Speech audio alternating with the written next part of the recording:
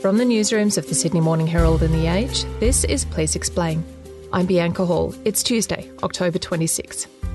Dr. Daniel Lanza is Australia's most well-known cosmetic surgeon, boasting millions of followers on TikTok and Instagram. He's performed thousands of procedures over more than 30 years and owns facilities in Melbourne, Sydney, Brisbane and Perth. But a joint investigation by The Age, the Sydney Morning Herald and Four Corners has uncovered disturbing allegations of unsafe medical procedures. There were allegations some patients had 10 litres of fat and fluid removed in one procedure, and staff had been asked to store human fat in their fridges at home. Daniel Lanza, meanwhile, denies any wrongdoing. To tell us more, I'm joined by investigative journalist Adele Ferguson. Welcome back to Please Explain, Adele. Thank you. Adele, I watched the Four Corners episode Behind My Hands. It was so disturbing.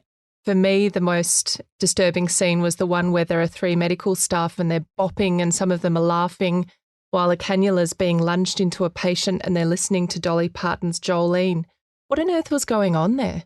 Yeah, so that was doctors working at Dr. Lanza's surgery who, they just thought it was great fun to be dancing and laughing while they're performing liposuction on an unconscious male patient, which is just appalling. It's disgraceful behaviour and totally disrespectful to the patient. And, that was during COVID as well. So, it just left me speechless, and I think it left Australia speechless. Absolutely. I mean, there's some pretty serious risks involved with that kind of procedure. You spoke to some plastic surgeons who spoke about what can actually go wrong in those circumstances. Yes, that's right. One of them, Professor Mark Ashton, said liposuction 101 is to watch where the cannula is going because it can be incredibly dangerous. You can puncture a bowel, you can puncture a lung, you can cause serious damage to the person that you're doing the procedure on. You told me the footage on Four Corners was tame. It didn't look very tame to me, I have to say. Did you have to leave out footage that was too graphic for television or legally sensitive?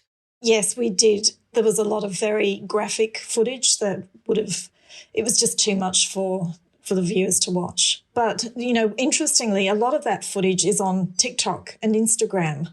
And Dr. Lanza has over 5 million followers on TikTok and Instagram, hundreds of thousands of followers. And he posts, surgeries. He actually videos surgeries of people that he's doing live and then posts them on Instagram. So there's an audience for it. There's a huge audience for it. He's one of the most followed cosmetic surgeons in the world. And one of his other associates has 13 million TikTok followers.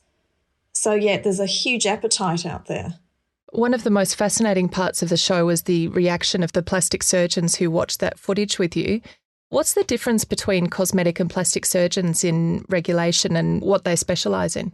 It's a really interesting one. So plastic surgeons, they have to complete an extra 5 years of surgery and do an exit course. To be a cosmetic surgeon, all you need to call yourself a cosmetic surgeon is a basic medical degree. So some people are GPs, so that's a specialist, dermatologists, but to actually do cosmetic surgery, you only need a basic degree. And so there's a whole debate going on that the regulator should step in and make it what's known as a protected title, because it isn't at the moment. And that's a real problem. So it means that people who may be completely untrained in doing facelifts or abdominoplasties or anything like that can actually, put a shingle outside their door and call themselves a cosmetic surgeon. One of the problems is they can open up a day hospital or do it in their clinic, and you don't really have eyes on what's going on. So there's some regulation, but there just isn't enough. And it tends to be very reactive regulation. In fact, the national regulator, AHPRA, has said they are reactive regulators. So although they can't do anything about cosmetic surgery and the title, they can only do something if something goes wrong and a patient complains. By that time, it's just too late. Plastic surgeons have been campaigning for more regulation of cosmetic surgeons for decades. How has the difference in oversight been allowed to happen? Well, what the federal minister would say is that it's a state problem. So the states have to get together and agree to make this change, and not all the states do agree, or they're just dragging their heels. when in fact it should be a priority. Given how this industry is booming, it's growing at least 10% a year. Just the surgeries themselves are over $1 billion a year. Australia is one of the highest cosmetic surgery countries per capita in the world. And if you throw in, laser and injectables like Botox and fillers, it's a multi-billion-dollar industry. So we really need to do something to strengthen the regulation. In Victoria, the Department of Health gives registered day procedure providers 6 to 8 weeks warning of an audit, as you reported. There's no way they can be getting a true picture of what's going on in these places, is there? No, that's exactly right. And that's what came out in our research, that clinics like Dr. Lanza's are telling staff, okay, the auditors are coming, clean up this. There was an audit list where it's saying, take the fat out of the fridge and move it upstairs, get the decanted injectables somewhere else. All things that wouldn't pass muster with the auditors if they came in and saw the true picture. They have time to fix it up, make it look pristine, and then they get the tick. That's not how auditing should be done. They shouldn't be giving 6 to 8 weeks notice. They should just be coming and arriving at someone's doorstep and saying, we're here to do an audit.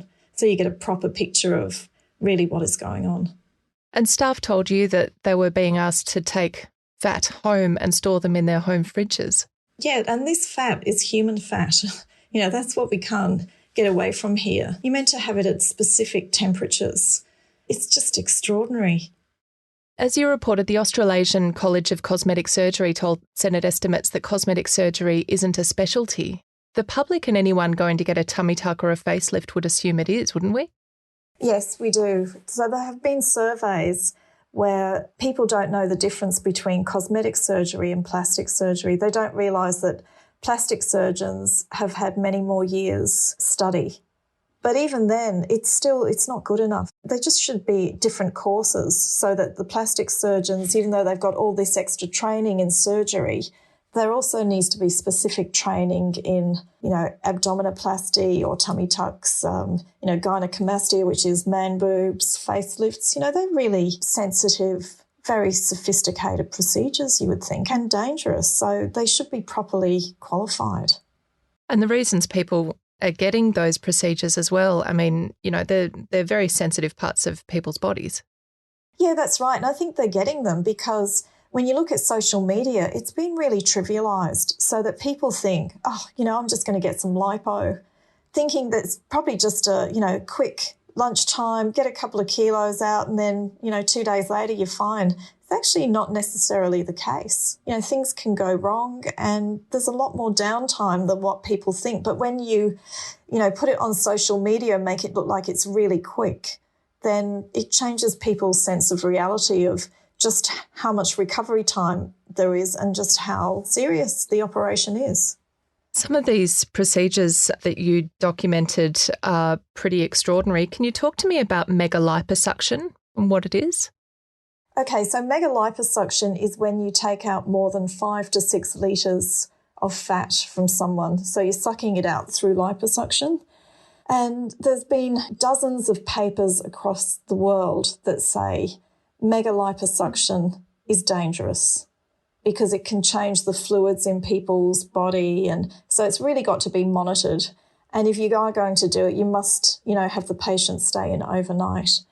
To take out 10 litres is really, really dangerous. Well, Dr. Lanza prides himself on this aggressive form of liposuction and brags about it in videos on TikTok and Instagram where, in one case there's a patient and before she gets her liposuction, they're taking bets. How many litres do you think we'll get out? 7.5, 8, let's make it 9. And then after an hour and a half, they say, okay, let's count how many litres. 2, 4, 6, 8, 10 litres. And we don't know what happened to that woman, whether she went home or she went into hospital. But if she went home, then that is really, really serious because she needs to be monitored overnight.